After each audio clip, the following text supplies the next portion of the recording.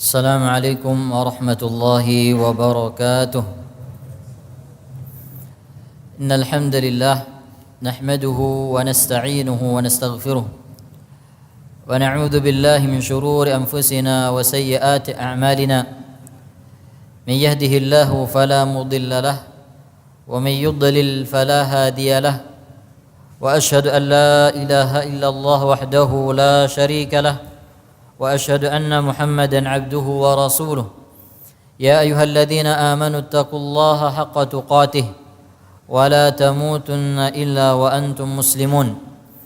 يا أيها الناس اتقوا ربكم الذي خلقكم من نفس واحدة وخلق منها زوجها وبث منهما رجالا كثيرا ونساء، واتقوا الله الذي تساءلون به والأرحام إن الله كان عليكم رقيبا.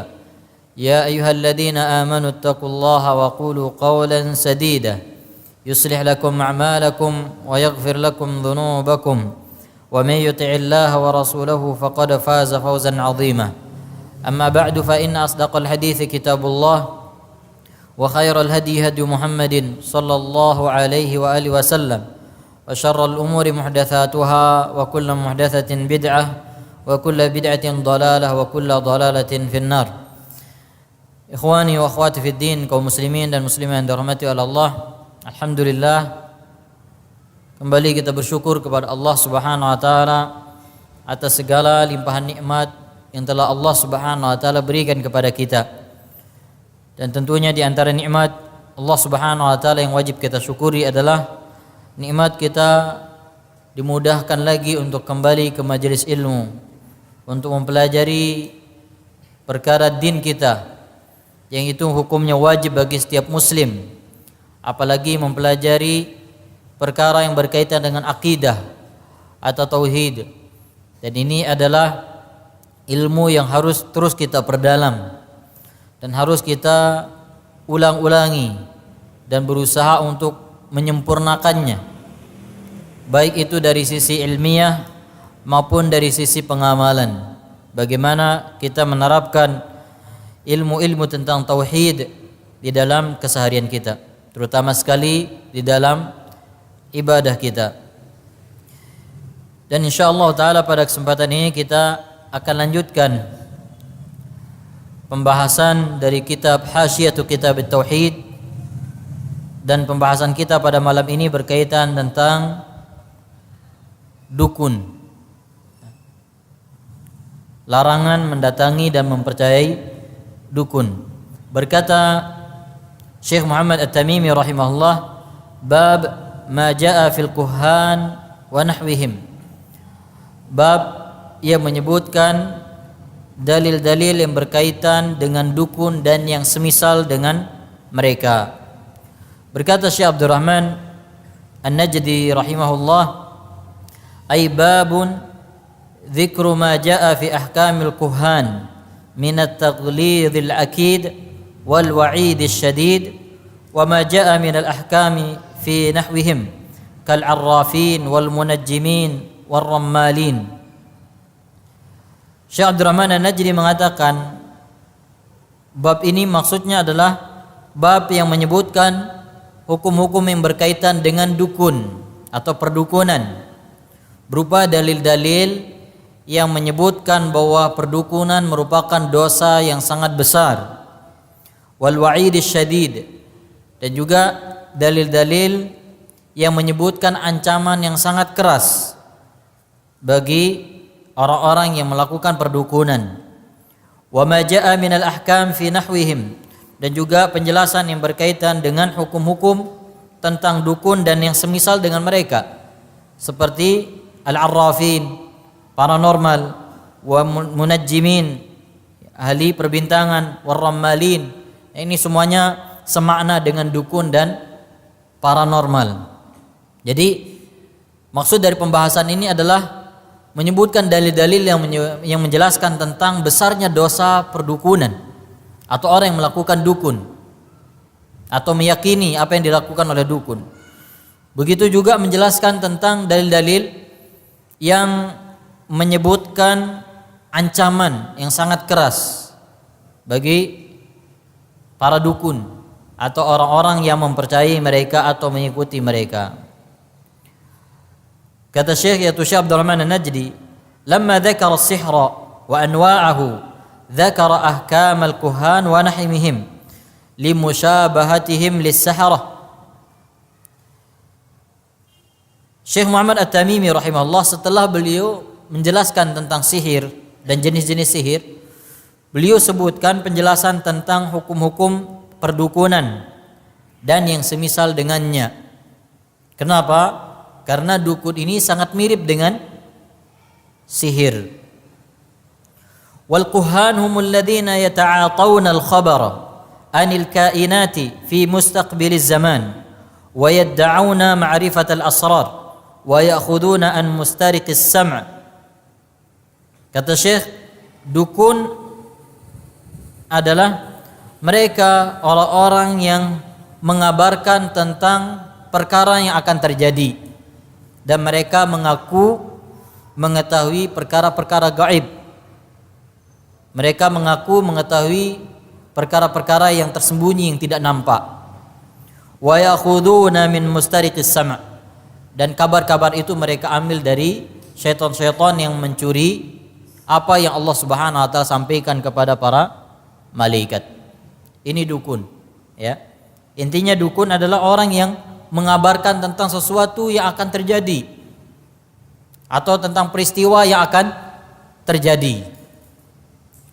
Dan mereka mengaku memiliki ilmu gaib atau mengaku bisa mengetahui sesuatu yang tidak diketahui oleh orang, bisa mengetahui sesuatu yang tidak nampak.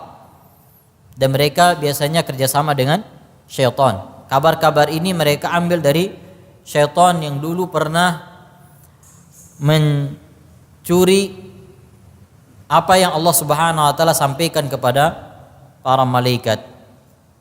Qala asy-syarih, berkata asy-syarih, apabila disebutkan asy-syarih oleh Syekh Abdurrahman An-Najdi, kemungkinan besar maksudnya adalah Syekh Abdurrahman bin Al-Hasan, yaitu penulis syarah Kitab Tauhid yaitu Fathul Majid. Karena kalau kita lihat isi dari Hasyiatul Kitab Tauhid ini adalah ringkasan dari Fathul Majid, ya, ringkasan dari kitab Fathul Majid. Qala asy-syarih, al-kahin lafdhun yutlaqu 'ala al-'arraf walladhi yadribu bil hasa wal munajjim.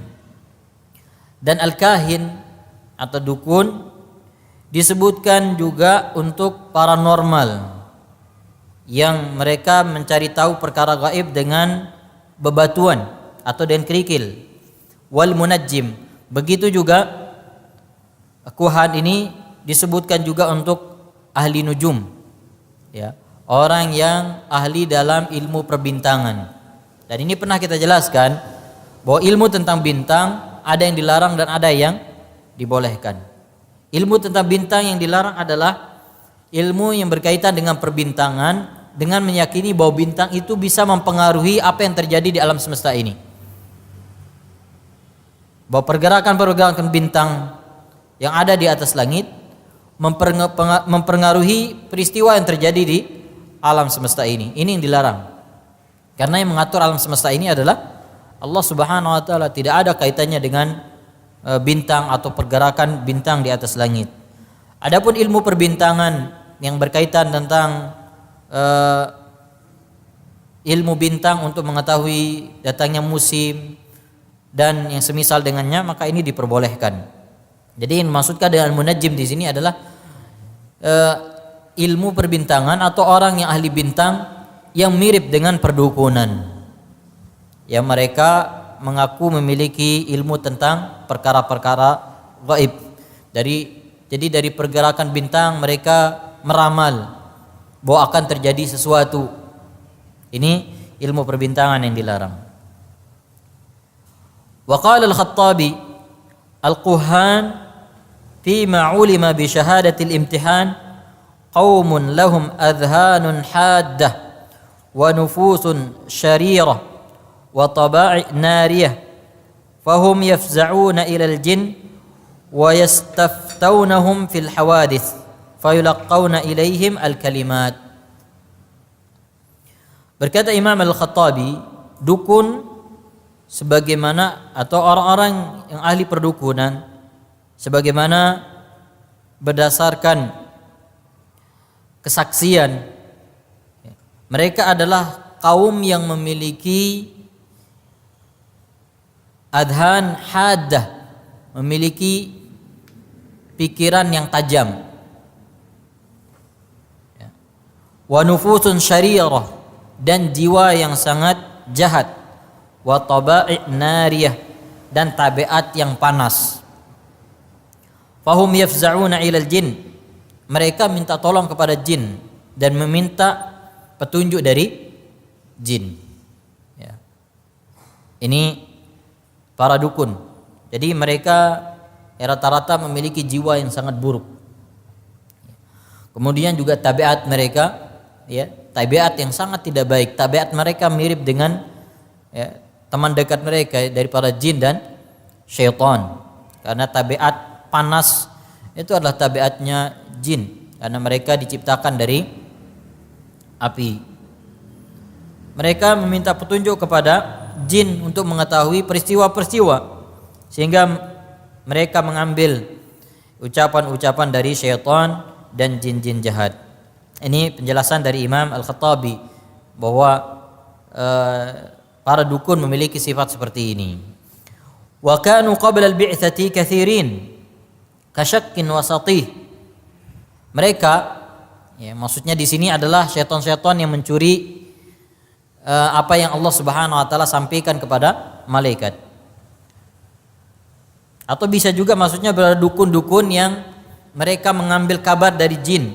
Mereka sangat banyak sebelum diutusnya Nabi SAW, seperti Syaq dan juga Satih.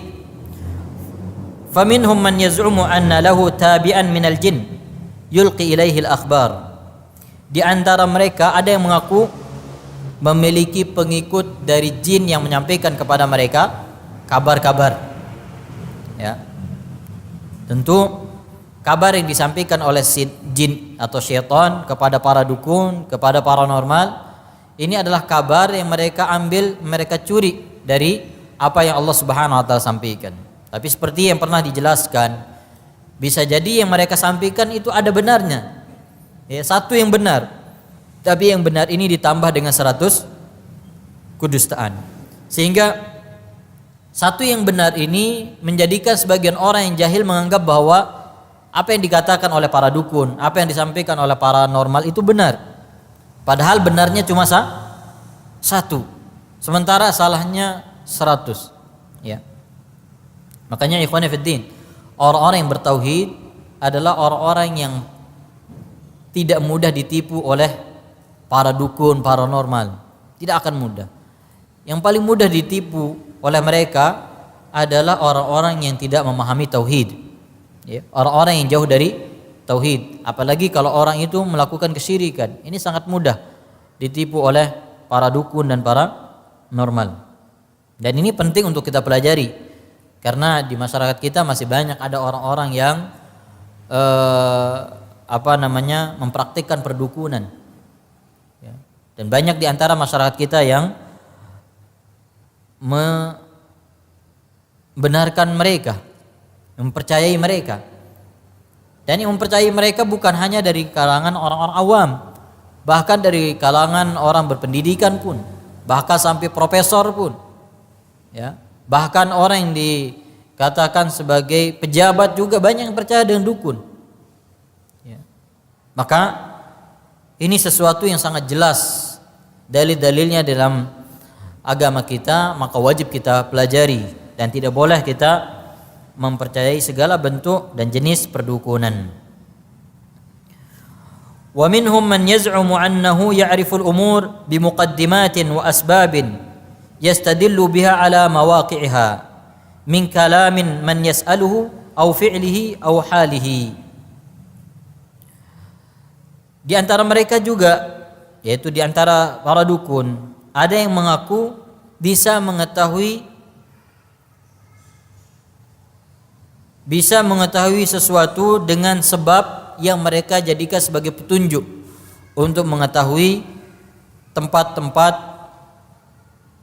dari barang-barang yang hilang. Ya. Mereka mengaku mengetahui tempat barang-barang yang hilang dengan sebab-sebab yang mereka jadikan sebagai petunjuk. Ya. Atau dengan perbuatan-perbuatan yang mereka jadikan sebagai petunjuk untuk mengetahui tempat barang yang hilang. Ini juga paranormal atau dukun. Min kalamin man yas'aluhu, yang itu bisa berupa ucapan orang yang dia tanya. Ya. Au fi'lihi, atau dari perbuatan orang itu. Au halihi, atau dari keadaannya. Biasanya ditanya di mana ada hilang dan lain sebagainya. Ya, setelah itu dia mengaku bisa mengetahui dari penjelasan orang yang kehilangan, dia bisa mengetahui barang hilang ini di tempat fulan. Ya. Ada yang pernah melakukan ini? Hilang barangnya kemudian cari orang pintar. Ya. Nah, ini termasuk dukun, ya. Termasuk jenis perdukunan. Wa huwa yakhussunahu bismil arraf. Dan dari sini kuhat ini dia lebih khusus dari al-arraf. Jadi kita akan dapatkan di dalam penjelasan ulama ada kuhan dan al-arraf, ada rumal, ini semuanya maknanya sama. Ya, memiliki kesamaan. Ya, dukun dan paranormal itu memiliki kesamaan. Kalladhi yad'i ma'rifatal masruq wa makani ad-dalah wa nahwi dzalika. Seperti orang yang mengaku mengetahui barang yang dicuri, ya, atau binatang yang tersesat, mereka bisa mengetahuinya dengan cara seperti yang disebutkan tadi. Ya. Wa ba'dal bi'tsati qalla mustariqus sam'a. Dan setelah diutusnya Nabi sallallahu alaihi wasallam, sangat sedikit syaitan bisa mencuri pendengaran dari apa yang Allah Subhanahu wa taala sampaikan. Li'anna Allah harasa as-samaa'a bisyuhab wa aktsaru ma yaqa ma yukhbiru bihi al-jin awliya'ahum min al-ins mimma yusammunahu kashfan wa karamatan wa wilayatan wa qad iktarra bihim katsirun minan nas yadhunnuna annahum awliya'ullah wa hum min awliya'ish syaitan. Dan setelah diutusnya Nabi sallallahu alaihi wasallam, syaitan yang mencuri pendengaran dari apa yang Allah sampaikan kepada malaikat jumlahnya sedikit. Karena Allah Subhanahu wa taala menjaga langit dengan bintang-bintang. Dan ini salah satu fungsi bintang-bintang ada di langit. Ya, untuk melempari syaitan-syaitan. Wa aktsaru ma yaqa ma yukhbiru bihil jin awliya'uhum minal ins. Dan kebanyakan kabar yang disampaikan oleh jin disampaikan kepada orang-orang terdekat mereka dari kalangan manusia. Mimma yusammunahu kashfan wa karamatan wa wilayah, yang mereka katakan apa yang disampaikan kepada manusia itu sebagai kasyaf, ilmu kasyaf. Ya. Kasyaf itu artinya membuka. Artinya orang yang memiliki ilmu ini dia bisa membuka sesuatu yang tidak nampak. Ya, artinya mengaku memiliki ilmu gaib. Wa karamah, yang kadang juga dinamakan dengan karamah. Apa yang diberitahukan dari syaitan disebut dengan karamah. Ya, padahal ini kekufuran, tapi disebut dengan karamah. Wa wilayah, dan mereka juga menyebutnya sebagai kewalian. Ya. Jadi keahlian mereka mengabarkan sesuatu yang gaib itu disebut sebagai kasyaf atau kasyf atau karamah atau kewalian. Ya. Ini semuanya bertentangan dengan bertentangan dengan nama-nama yang disebutkan di sini. Wa qad igtarra bihim katsirun minan nas. Banyak dari orang yang tertipu dengan mereka. Yadunnuna annahum awliya Allah. Wahum awliya aw wahum min awliya syaitan. Mereka beranggapan mereka itu adalah wali-wali Allah, padahal mereka itu adalah wali-wali syaitan. Ya. Dan alhamdulillah ya khanifuddin, kita bersyukur kepada Allah diberikan taufik untuk memahami ilmu tauhid ini, sehingga hal-hal yang seperti ini jelas nampak bagi kita. Bagi sebagian orang sangat mudah tertipu, sangat mudah percaya. Ya. Coba kita lihat di berita yang ada di media saja, berapa kali muncul dukun-dukun yang ujung-ujungnya melakukan penipuan. Ada dukun yang alim, ada yang tidak. Ya. Tapi semuanya ya sama. Intinya mereka bersatu dengan jin, kemudian meyakini sesuatu yang dilarang di dalam agama kita. Jadi ini penjelasan Syekh tentang makna kuhan. Intinya adalah mereka orang-orang yang mengaku mengetahui ilmu gaib atau memberitahukan tentang kejadian yang akan datang. Dan para dukun dengan syaitan mereka saling bantu. Ya. Jin-jin jahat membantu para dukun untuk melakukan ritual-ritual mereka. Ya, sehingga sebagaimana yang Allah Subhanahu wa taala sebutkan, wa qala awliya'uhum minal ins rabbana istamta'a ba'duna bi ba'din. Berkata wali-wali mereka dari kalangan manusia, yaitu wali-wali syaitan dari kalangan manusia, mereka mengatakan rabbana istamta'a ba'duna bi ba'din. Ya Allah, kami saling memberikan manfaat satu sama lain. Ya. Mereka mengatakan kami saling memberikan manfaat satu sama lain, yaitu dengan jin dan syaitan. Kemudian al-muallif di sini menyebutkan dalil yang pertama dari riwayat Imam Muslim. Rawa Muslimun fi sahihihi an ba'di azwajin Nabi sallallahu alaihi wasallam. Imam Muslim meriwayatkan di dalam sahihnya dari sebagian istri-istri Nabi sallallahu alaihi wasallam. Maksudnya istri Nabi sini adalah Hafsah binti Umar radhiyallahu anha.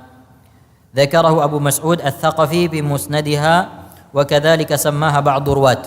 Ya, sebagaimana ini disebutkan oleh Abu Mas'ud Ats-Tsaqafi di dalam musnadnya, dan juga disebutkan langsung namanya oleh sebagian rawi hadis. Jadi yang dimaksud dengan istri Nabi di sini siapa? Hafsah binti Umar radhiyallahu anha, istri Nabi radhiyallahu anha. Anin Nabi sallallahu alaihi wasallam qala man ata 'arrafan fasa'alahu an syai'in fasaddaqahu bima yaqul lam tuqbal lahu salatun 40 yawman. Dari Nabi sallallahu alaihi wasallam beliau bersabda, barang siapa yang mendatangi paranormal atau dukun lalu bertanya sesuatu kepadanya, lalu dia benarkan apa yang dia ucapkan, maka salatnya tidak akan diterima selama 40 hari. Ini ancaman yang sangat keras, ya. Ancaman yang sangat keras bagi orang yang bertanya kepada dukun dan paranormal. Kata Syekh Abdurrahman An-Najdi, wa fi ba'di riwayatis sahih man ata 'arrafan fasa'alahu an syai'in lam tuqbal lahu salatun 40 lailah. Di sebagian riwayat yang sahih disebutkan, barang siapa yang mendatangi dukun atau paranormal lalu dia bertanya tentang sesuatu kepadanya, maka tidak akan diterima salatnya selama 40 hari. Di hadis yang kita sebutkan tadi di matan kitabnya ada fasaddaqahu. Dia bertanya lalu dia mempercayainya, membenarkannya, maka salatnya tidak diterima 40 hari. Di dalam riwayat-riwayat yang sahih disebutkan barang siapa yang mendatangi dukun atau paranormal kemudian dia bertanya, maka tidak akan diterima salatnya selama 40 hari. Tidak ada tambahan di sini fasaddaqahu, tidak ada tambahan dan dia mempercayainya. Tapi hanya sekedar bertanya, maka salatnya tidak diterima berapa? 40 hari. Qala asy-syarihu laisa fi Muslim fasaddaqahu bima yaqul. Di dalam riwayat Muslim tidak ada sebutan fasaddaqahu bima yaqul. Ya. Di dalam riwayat Imam Muslim di dalam sahihnya tidak ada tambahan seperti ini. Dia bertanya kepada dukun kemudian membenarkannya. Kalimat membenarkannya ini tidak ada dalam riwayat Muslim. Fa dhahirul hadits anna al-wa'id murattabun ala maji'ihi sawa'un saddaqahu aw syakka fi khabarihi. Sehingga hadis ini menunjukkan bahwa ancaman ini berkaitan dengan orang yang mendatangi dukun baik dia mempercayainya ataupun tidak, baik dia mempercayainya atau ragu terhadap ucapannya. Jadi ancamannya ini berkaitan dengan siapa? Orang yang mendatanginya. Jadi sekedar dia mendatangi dukun, maka sholatnya tidak diterima 40 hari. Lianna ityan al-kuhan manhiyun anhu, karena mendatangi dukun dilarang. Kama fi sahihil Muslim an Muawiyah ibn al-Hakam fala ta'tihim, sebagaimana dalam riwayat Muslim dari riwayat Muawiyah bin al-Hakam, Nabi SAW mengatakan fala ta'tihim, jangan kalian datangi mereka, ya. Wa li'annahu idza syakka fi khabarihi faqad syakka fi annahu la ya'lamul ghaib. Kalau dia ragu terhadap kabarnya, berarti juga dia ragu tentang ketidaktahuannya terhadap ilmu gaib, ya. Paham maksudnya?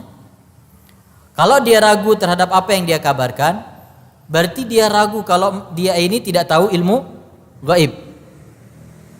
Dia ragu, dia tidak tahu ilmu gaib. Yang harus apa? Kita harus yakin bahwa dia tidak tahu ilmu gaib. Ragu kalau mereka itu tidak tahu tentang ilmu gaib, ini juga sesuatu yang sangat bahaya, ya. Karena ini ragu dalam masalah keyakinan.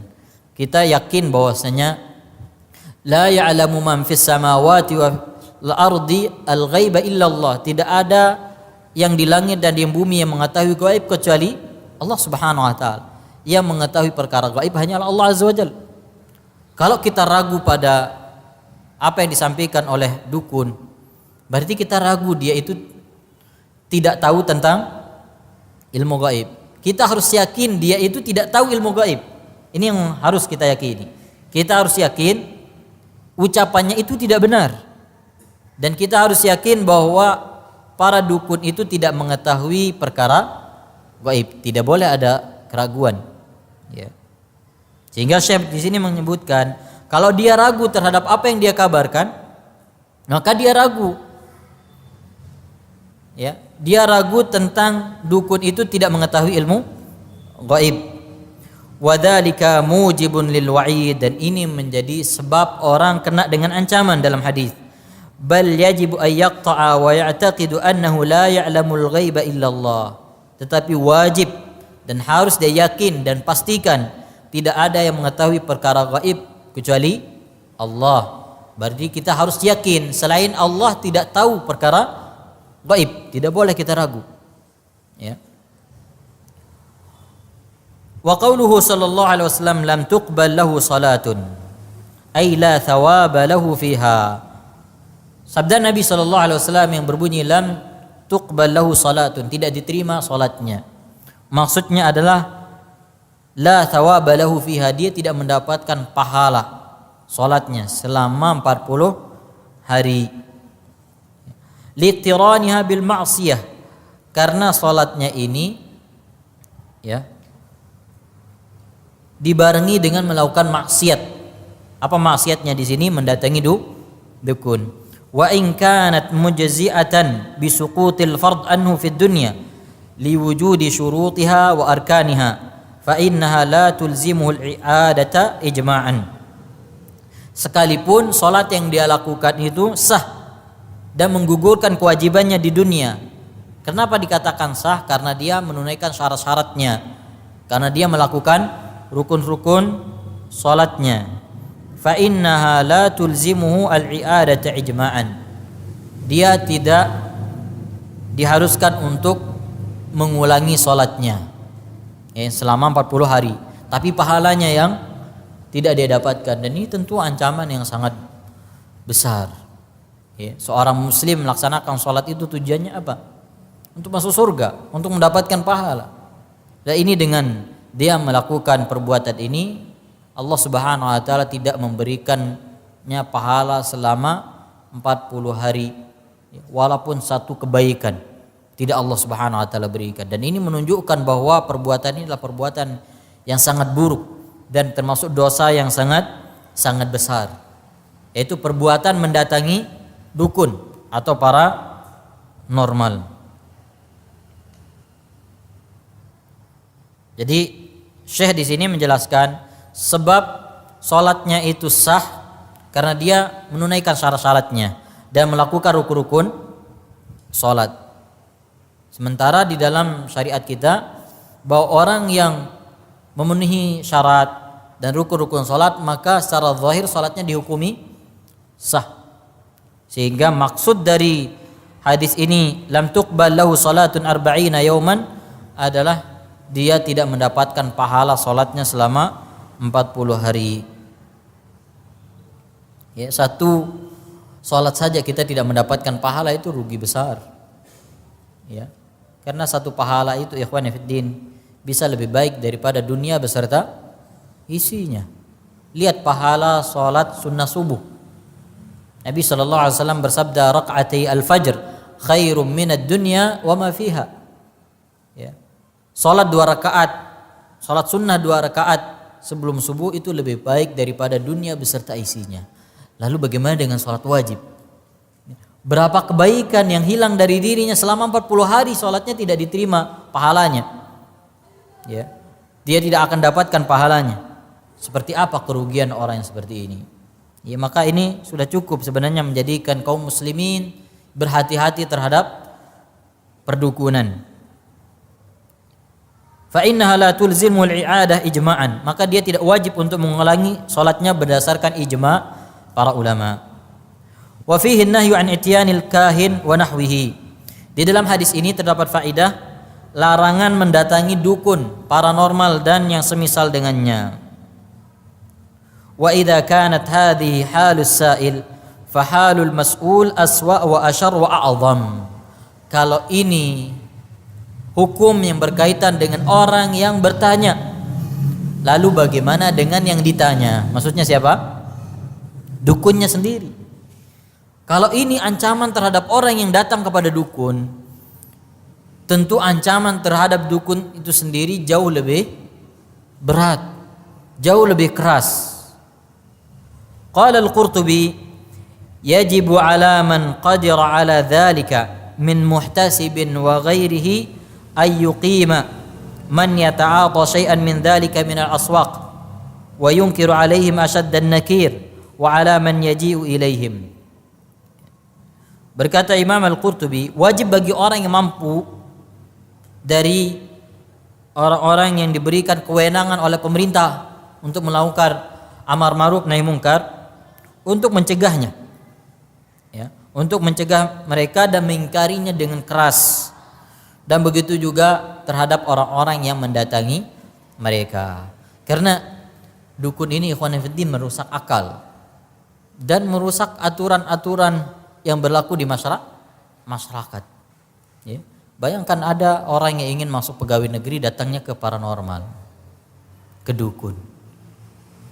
Ya, kalau seperti ini kelas orang yang akan mengurus kepentingan orang banyak, akan seperti apa negara ini? Ya.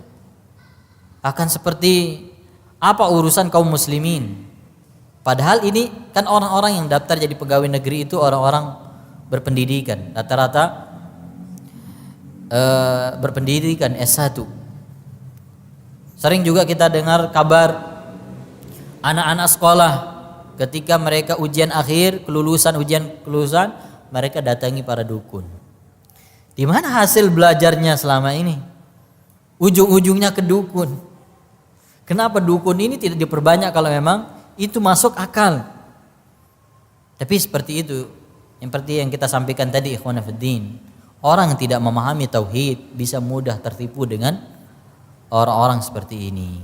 Sekalipun mereka dikatakan sebagai orang yang berpendidikan. Dan ini sesuatu yang sering kita dengarkan, berita yang sering kita dengarkan terjadi di negeri kita ini. Kemudian dalil yang kedua yang berkaitan dengan ini, wa an Abi Hurairah radhiyallahu anhu, anin Nabi sallallahu alaihi wasallam qala, man ata kahinan fasaddaqahu bima yaqul faqad kafara bima unzila ala Muhammadin sallallahu alaihi wasallam, rawahu Abu Dawud. Dari Abu Hurairah radhiyallahu anhu dari Nabi sallallahu alaihi wasallam beliau bersabda, barang siapa yang mendatangi dukun kemudian mempercayainya dengan apa yang dia ucapkan, maka dia telah kufur terhadap apa yang diturunkan kepada Muhammad sallallahu alaihi wasallam. Hadis diriwayatkan oleh Abu Dawud. Jadi hadis ini ada tambahan ancaman lebih keras dari sebelumnya. Barang siapa yang mendatangi dukun kemudian mempercayainya, ini ada tambahannya, mempercayainya, faqad kafara, maka dia telah kufur terhadap apa yang diturunkan kepada Nabi Muhammad sallallahu alaihi wasallam. Kata Syekh Abdurrahman An-Najdi, hadzal hadits mukhtasar.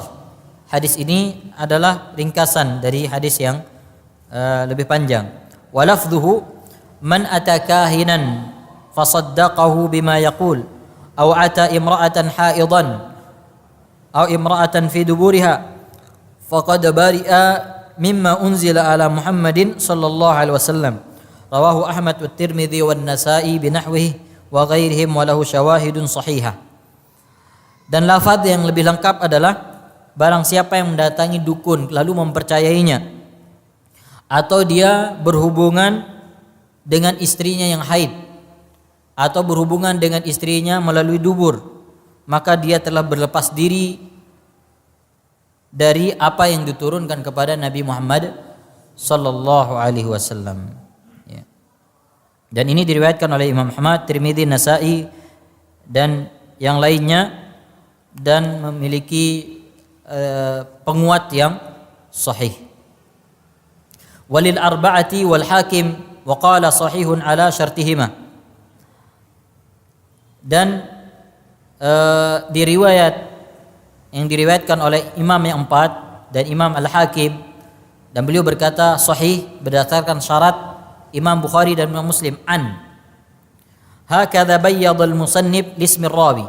Ya, di sini disebutkan tanpa menyebutkan siapa perawinya, dan seperti inilah yang disampaikan oleh al-muallif yaitu Syekh Muhammad At-Tamimi, tidak menyebutkan siapa perawinya. Wal arba'atuhum ahlus sunan Abu Dawud, wa Nasa'i, wa Tirmidzi, wa Ibnu Majah. Dan yang dimaksudkan dengan imam yang empat, ya, apabila hadis itu disebutkan diriwayatkan oleh imam yang empat, maksudnya adalah imam-imam yang memiliki sunan, yaitu Abu Dawud, An-Nasa'i, At-Tirmidzi dan Ibnu Majah. Ini ulama yang terkenal memiliki sunan, ya, makanya sunan al-arba'ah, 4 kitab sunan. Ya, bukan sunan dalam bahasa kita. Ya, sunan di sini maksudnya kitab hadis yang mengumpulkan hadis-hadis Nabi sallallahu alaihi wasallam. Ada Sunan Abu Dawud, Sunan An-Nasa'i, Sunan At-Tirmidzi, Sunan Ibnu Majah. Wa qad rawahu Ahmad wal Baihaqi wal Hakim an Abi Hurairah marfu'an wa isnaduhu ala sartis sahih. Dan hadis yang semisal diriwayatkan oleh Imam Ahmad dan Al-Baihaqi dan Al-Hakim dari Abu Hurairah dengan riwayat yang sampai kepada Nabi sallallahu alaihi wasallam dengan sanad yang sesuai dengan syarat hadis yang sahih. Wasahhahahu al-Iraqi fi amalih wa qawwahu adz-Dzahabi wa al-musannif tabi'a fihi al-Hafiz al-Fathi aw la'allahu arada alladhi qablahu. Dan hadis ini juga disahihkan oleh Al-Iraqi di kitabnya Amalih. Kemudian juga dikuatkan oleh Imam Adz-Dzahabi, dan Al-Musannif yaitu Syekh Muhammad Tamimi mengikuti Al-Hafidz Ibnu Hajar di dalam Al-Fathnya, di Fathul Barinya. Man ata 'arrafan aw kahinan fasaddaqahu bima yaqul faqad kafara bima unzila ala Muhammadin sallallahu alaihi wasallam. Barang siapa yang mendatangi dukun atau paranormal lalu mempercayainya dengan apa yang dia ucapkan, maka dia telah kufur terhadap apa yang diturunkan kepada Muhammad sallallahu alaihi wasallam. Kata Syekh al-murad bil munazzal al-kitab was sunnah. Yang dimaksudkan dengan yang diturunkan kepada Nabi Muhammad sallallahu alaihi wasallam adalah Al-Qur'an dan sunnah. Karena Al-Qur'an dan sunnah sama-sama wahyu. Ya. Sama-sama wahyu. Nabi sallallahu alaihi wasallam bersabda, "Inni utitu wa mithlahu ma'hu." Saya diberikan yang semisal dengan Al-Quran, maksudnya hadis-hadis. Ya, karena Nabi SAW tidak menyampaikan sesuatu melainkan berdasarkan wahyu, wa ma yantiqu 'anil hawa in huwa illa wahyu yuha. Maka yang dimaksudkan dengan kufur terhadap apa yang diturunkan kepada Muhammad sallallahu alaihi wasallam adalah Al-Qur'an dan Sunnah. Ai man irtakabal kahanati atau man irtakaba al-kahanata faqad bari'a min dini Muhammadin sallallahu alaihi wasallam wa ma unzila alaihi. Barang siapa yang mempraktikkan perdukunan, maka dia telah berlepas diri dari agama Muhammad sallallahu alaihi wasallam dan apa yang diturunkan kepada beliau. Artinya dia telah keluar dari agama Islam. Ini perkara yang sangat bahaya sekali. Ya. Orang yang melakukan perdukunan, kemudian juga yang melakukan seperti yang disebutkan di dalam hadis, maka dia telah keluar dari agama Muhammad sallallahu alaihi wasallam. Wa fi Tabrani an Wathilah marfu'an, man ata kahinan fasa'alahu an syai'in hujibat anhu at-taubah 40 lailatan fa in saddaqahu bima qala kafar.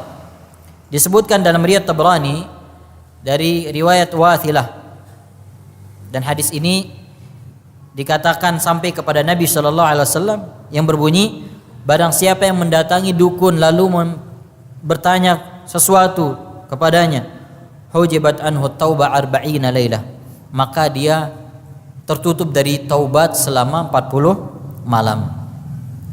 Fa in saddaqahu, kalau dia membenarkannya, kafara, ya, maka dia kufur. Wal ahaditsul lati fiha al-kufru muqayyadatun bitasdiqihi. Hadis-hadis yang menyebutkan kufurnya dukun dan orang yang mempercayai dukun dikaitkan dengan membenarkan apa yang disampaikan oleh dukun. Ya. Jadi kufurnya orang yang mendatangi dukun dikaitkan dengan dia mempercayai apa yang dia ucapkan. Wa zahirul hadits annahu yakfur mata i'taqada sidqahu bi ayyi wajhin kana. Dan zahir dari hadis ini menunjukkan bahwa dia kufur. Ya. Dia kufur kalau membenarkan dengan bentuk pembenaran apapun. Kalau dia membenarkan apa yang dikatakan oleh dukun dan paranormal dengan bentuk pembenaran apapun. Kemudian Syekh mengatakan di sini, wa hal kufru fi hadzal mawdi' kufrun duna kufrin fala yunqilu 'anil millah aw yatawaqqaf fihi kama huwa ashhar ar-riwayatain an Ahmad. Apakah kufur yang dimaksudkan di dalam hadis ini adalah kufur di bawah kekufuran? Artinya apakah kufur yang dimaksudkan di sini adalah kufur kecil yang tidak menyebabkan orang keluar dari Islam? Au yatawaqqaf fihi, atau kita tidak memastikan apakah dia kufur atau tidak. Ya. Sebagaimana ini riwayat yang masyhur dari Imam Ahmad. Walladhi yusaddiqul arraf awil kahin lam yakfur bit tagut bal mu'minun bih. Kemudian saya mengatakan orang yang mempercayai dukun atau paranormal, dia tidak kufur kepada tagut. Ya. Kalau tidak kufur kepada tagut berarti apa? Mengimani tagut, dan orang yang beriman kepada tagut hukumnya apa? Kufur. Bal mu'min bihi, bahkan dia beriman kepada tagut, yaitu sembahan selain Allah. Dan ini yang pendapat yang lebih kuat, ikhwan fillah, bahwa orang yang mendatangi dukun kemudian dia mempercayainya, dia kufur. Kenapa? Ya. Karena dia mengakui ada selain Allah Subhanahu wa taala yang mengetahui perkara gaib. Sementara mengetahui perkara gaib itu menjadi kekhususan Allah Azza wa Jalla. Dan mempercayai ada selain Allah yang memiliki kekhususan yang dimiliki oleh Allah, itu kufur. Dan juga tidak mempercayai firman Allah Subhanahu wa taala yang berbunyi, la ya'lamu man fis samawati wal ardi al-ghaiba illallah. Tidak ada orang yang di langit dan di bumi mengetahui perkara gaib kecuali Allah. Maka dia tidak beriman dengan Al-Quran dan juga tidak beriman dengan Nabi sallallahu alaihi wasallam. Karena Nabi menyebutkan bahwa tidak ada yang mengetahui gaib kecuali Allah Subhanahu wa taala. Bahkan Nabi diperintahkan oleh Allah untuk mengatakan bahwa beliau tidak mengetahui perkara gaib.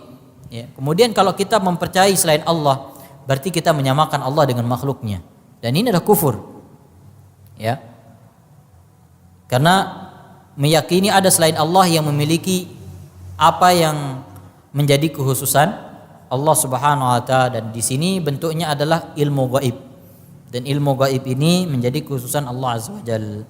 Kata saya, wa ghalibul kuhan qabla an-nubuwah innama ya'khuduna an syayatin. Kebanyakan dukun sebelum kenabian mereka mengambil ilmu perdukunan mereka atau ilmu mereka dari syaitan. Dari syaitan-syaitan yang mencuri pendengaran tentang apa yang Allah Subhanahu wa taala sampaikan kepada para malaikat. Jadi ini ikhwan fillah, beberapa hadis yang disebutkan oleh Syekh menunjukkan bahwa dukun ini bukan perkara yang sepele, tapi dosa yang sangat besar, bahkan bisa menyebabkan orang kufur. Jadi mendatangi dukun paranormal menyebabkan orang tidak akan mendapatkan pahala sholatnya selama 40 hari. Ya. Apakah boleh kemudian orang yang seperti ini mengatakan, kan saya tidak akan dapat pahala berarti saya tidak sholat? Ini lebih parah lagi. Ya, bisa kufur. Karena orang yang sengaja meninggalkan sholat, sebagian ulama berpendapat dia kufur. Alangkah buruknya keislaman orang yang diperdebatkan, yang diperselisihkan oleh para ulama keislamannya, antara dia Islam atau kafir. Sama juga ini, ya. Dukun, orang yang mempercayai dukun diperselisihkan oleh para ulama apakah Islam dia atau kufur.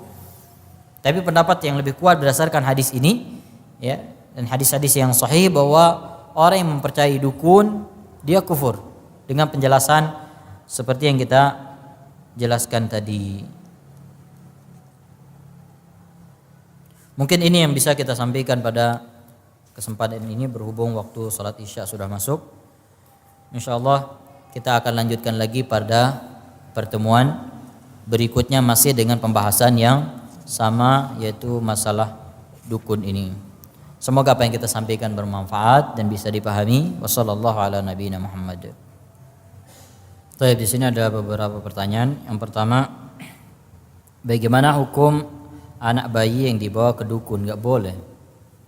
Ya. Enggak boleh kita membawa bayi ke dukun. Maka yang berdosa di sini adalah orang tuanya. Ya, membawa bayi ke dukun.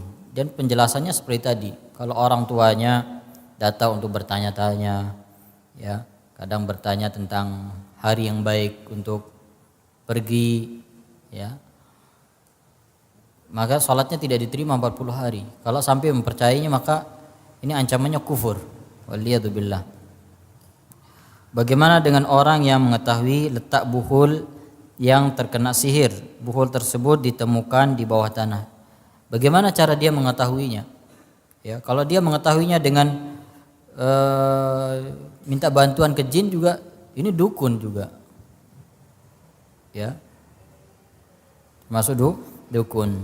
Tapi bisa jadi terkadang ada orang dia meruqyah, kemudian Allah Subhanahu wa taala berikan taufik sehingga dia lihat dalam mimpinya bahwa buhul itu ada di tempat tertentu. Kemudian berdasarkan mimpinya ini dia cari, ternyata benar, itu nggak apa-apa, nggak masalah, ya. Tapi kalau mengetahui tempat tempat buhul dari sihir atau yang lainnya dengan cara-cara seperti dilakukan oleh dukun, maka tidak boleh. Jadi bagaimana cara dia mengetahui di sini? Kalau dia mengetahuinya dari dari perkiraan-perkiraan, ya, yang dia lakukan, yang dia kira-kira misalnya, tanpa dia memastikan, tanpa dia meramal, maka boleh, ya. Itu dia termasuk ke dukun. Atau seperti tadi, Allah berikan dia taufik sehingga mengetahuinya dari mimpi, lalu berdasarkan mimpi itu dia cari dan ketemu, maka alhamdulillah itu taufik dari Allah Azza wa Jalla.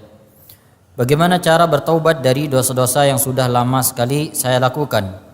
Dulu waktu sholat saya sering baca-baca horoskop, ramalan bintang.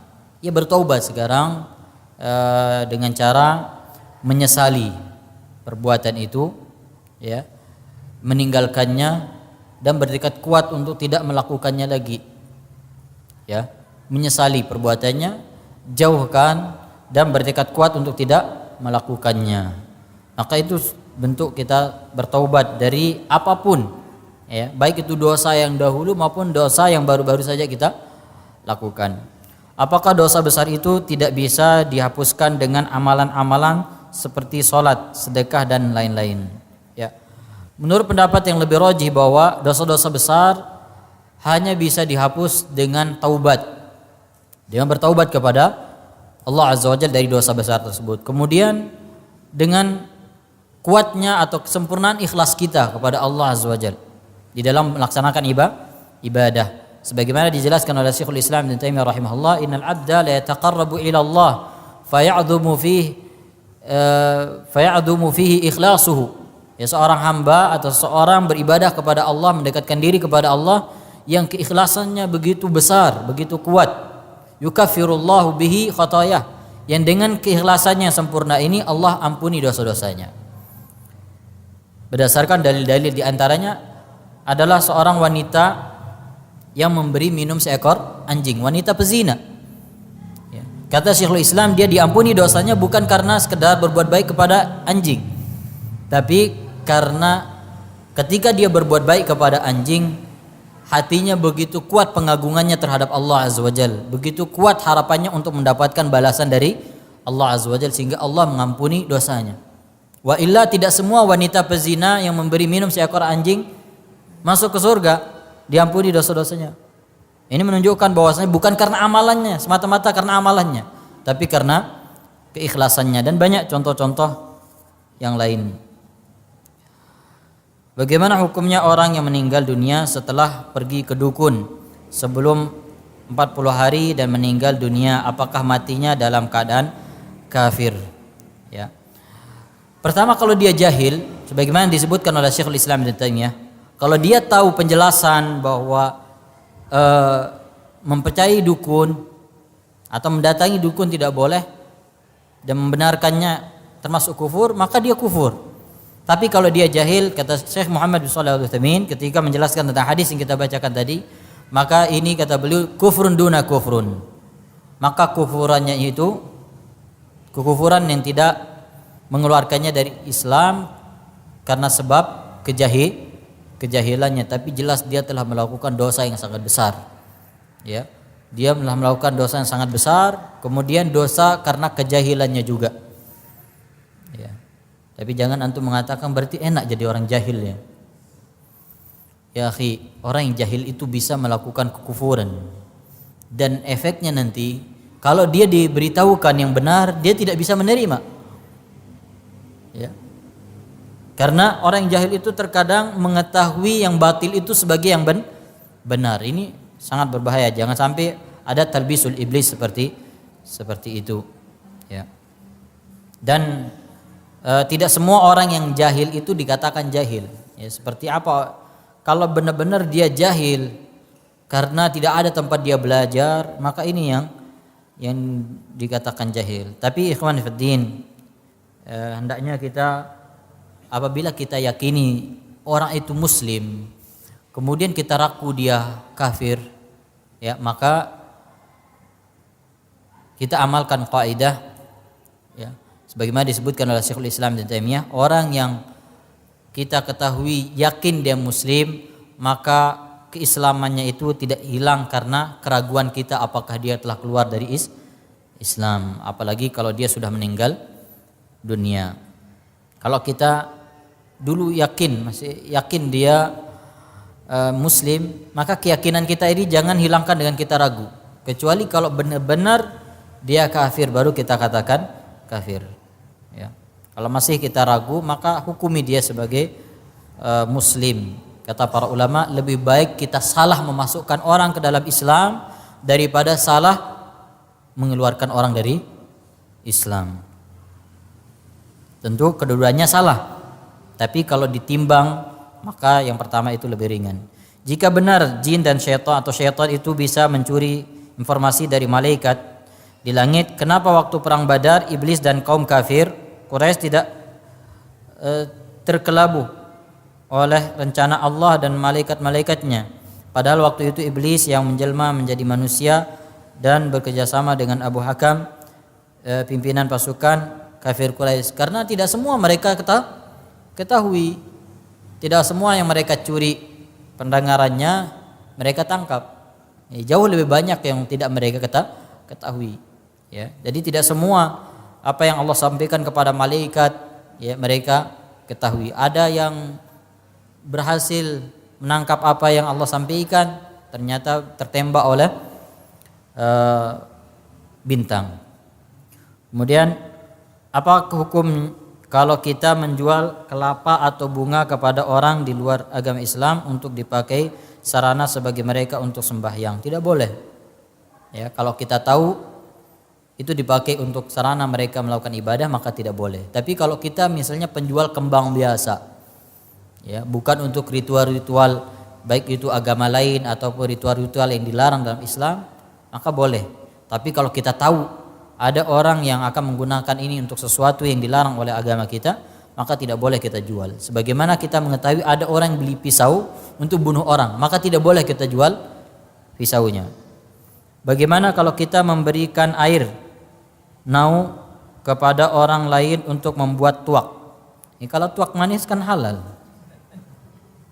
Ya, kalau masih tuak manis halal. Tapi kalau maksudnya ini dijadikan sebagai khamar, ya, dan kita tahu dia akan jadikan itu sebagai khamar yang memabukkan, maka tidak boleh. Tapi kalau dijadikan sebagai minuman tuak yang dijual di pinggir-pinggir jalan itu, maka ini halal, maka boleh. Ya, justru antum akan mendapatkan pahala. Tapi kalau kita tahu dia akan menjadikan ini sebagai khamar yang memabukkan, maka tidak boleh. Wallahu taala a'la wa alam. Subhanakallahumma wa bihamdik, asyhadu an la ilaha illa anta, astaghfiruka wa atubu ilaik. Assalamualaikum warahmatullahi wabarakatuh.